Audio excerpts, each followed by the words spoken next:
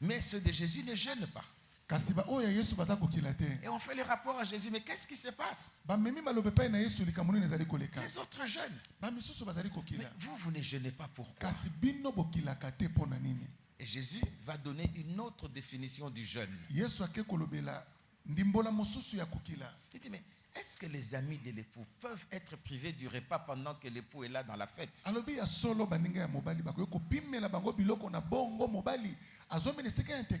Non. Mais quand il sera enlevé, alors ils jeûneront. Et là, Jésus donne une autre définition du jeûne.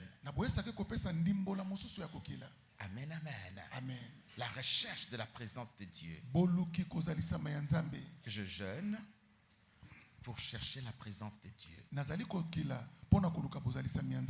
Je jeûne pour chercher d'autres révélations de Dieu. Que Dieu se révèle à moi autrement. Alléluia. Alléluia. C'est Jésus qui donne cette nouvelle définition. Je ne jeûne pas par habitude. Je ne viens pas au 21, je dis non, c'est une habitude, on le fait toujours comme ça, en novembre et en décembre.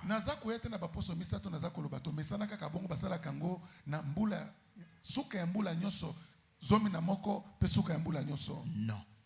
Je cherche Dieu. Je veux voir Dieu se manifester autrement dans ma vie. Je veux vivre des nouveaux témoignages. Alléluia. Alléluia. Je cherche Dieu.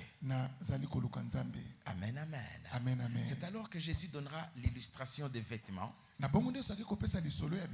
Un vêtement neuf et un vieux vêtement. On ne peut pas prendre un morceau d'un vêtement neuf et le mettre sur un vêtement vieux mais qui était déchiré.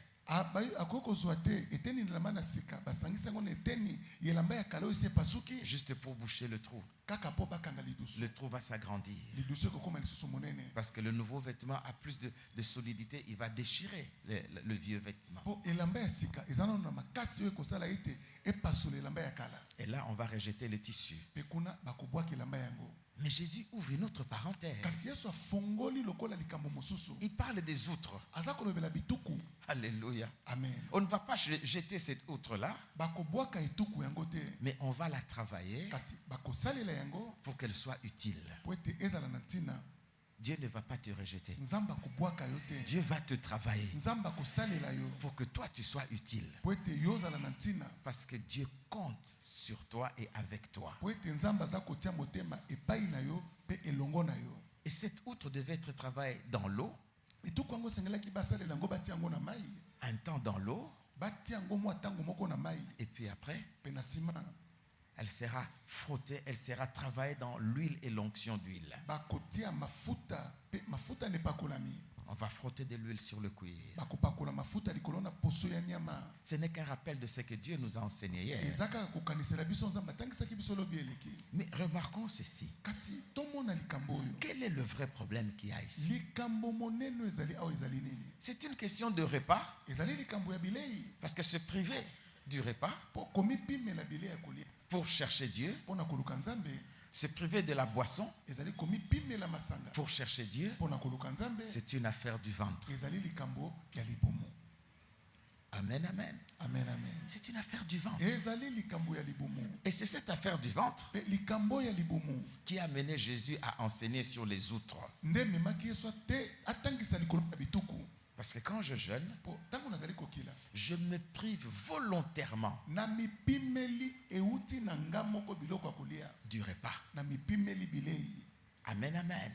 Je me prive des plaisirs pour chercher la présence de Dieu. Amen, amen. Amen, amen. Hier, le Seigneur a travaillé dans nos ventres. Et le travail était intense. Je crois que vous l'avez remarqué. Quelques-uns ont constaté que même la nuit, il y avait un travail. Le matin, ils ont constaté qu'il y avait le travail. Dieu voulait enlever ce qui occupait notre ventre. Pourquoi?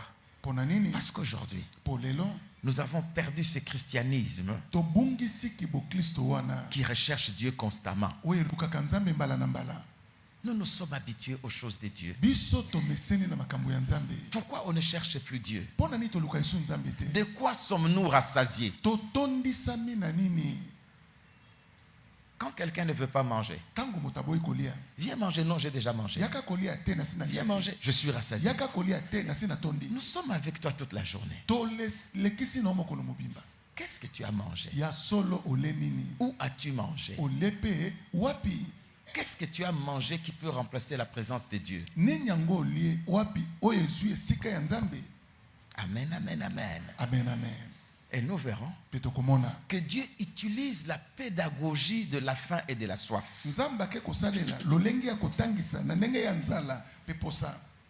pour nous enseigner comment rechercher sa présence. Une autre qui reste vide, si elle est humide, elle va pourrir. Si elle est exposée au soleil, elle va durcir. Elle doit toujours être remplie. Et quand elle est remplie, plus tard on va la vider, on va encore la remplir. Elle ne doit pas rester vide. On doit y mettre du vin. N'accepte pas de rester vide.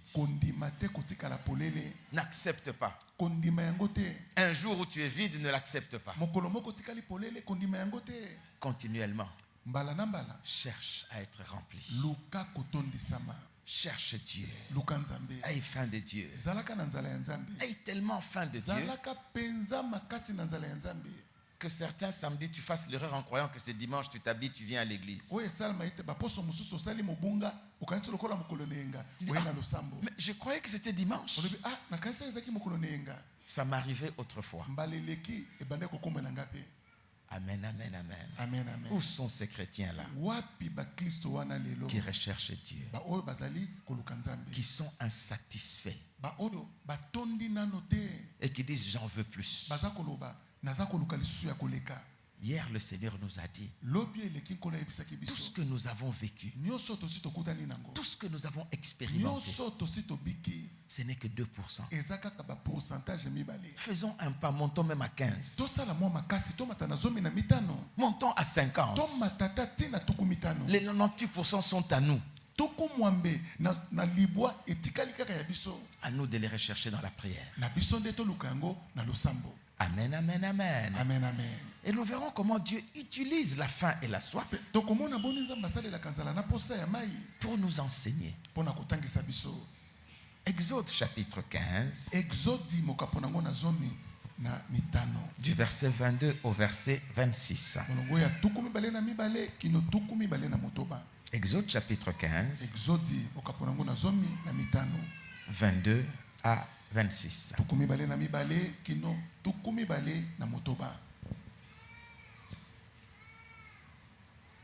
Je m'en vais lire, je crois que vous avez trouvé, nous avons le texte. Moïse fit partir Israël de la mer Rouge. Il prit la direction du désert de Chour. Et après 3 journées de marche dans le désert, ils ne trouvèrent point d'eau. Ils arrivèrent à Mara. Mais ils ne purent pas boire l'eau de Mara parce qu'elle était amère. C'est pourquoi ce lieu fut appelé Mara. Le peuple murmura contre Moïse en disant: que boirons-nous? Moïse cria à l'Éternel. Et l'Éternel lui indiqua un bois qu'il jeta dans l'eau. Et l'eau devint douce. Ce fut là que l'Éternel donna au peuple des lois et des ordonnances. Et